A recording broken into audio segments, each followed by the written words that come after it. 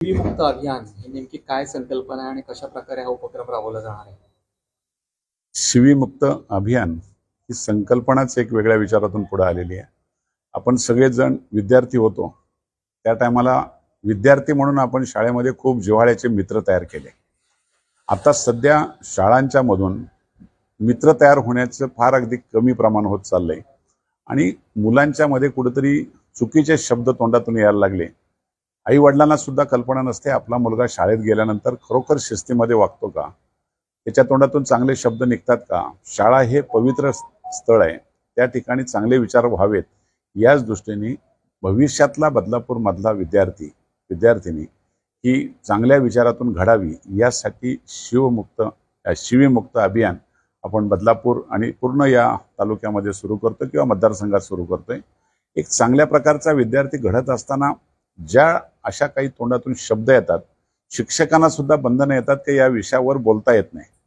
म्हणून आज पालक, आमचे मुख्याध्यापक, सर्व शिक्षक, आमचे आता गट शिक्षण अधिकारी स्वतः पण उपस्थित आहेत.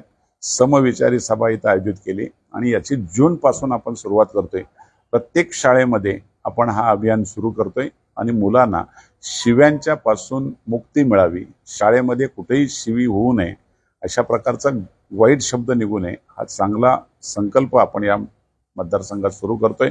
मनापासून या प्रकल्पाला शुभेच्छा देतो. शाळांना सहभागी करायला लावतो आम्ही सगळ्यांनाच आणि प्रत्येकाला उत्साहाने. आज इथं सगळे मुख्याध्यापक सगळे आलेले आहेत. त्याचा आकडा अजूनही आज शाळा काढलेला नाही, पण आम्ही संपूर्ण एकही शाळा राहणार नाही. प्रत्येकाला आनंदच वाटला. मी 2 दिवसापूर्वी कुलगुरूंच्या कानावर हा विषय टाकला आपल्या मुंबई विद्यापीठाचे. त्यांनी सांगितलं का ही जर तुम्ही अशा पद्धतीने आम्हाला सगळे व्हिडिओ तयार करून दिले तर आम्ही सुद्धा आमची सर्वच विद्यालय त्याच्यामध्ये सहभागी होतील, कारण आम्हाला तर खूप गरज आहे.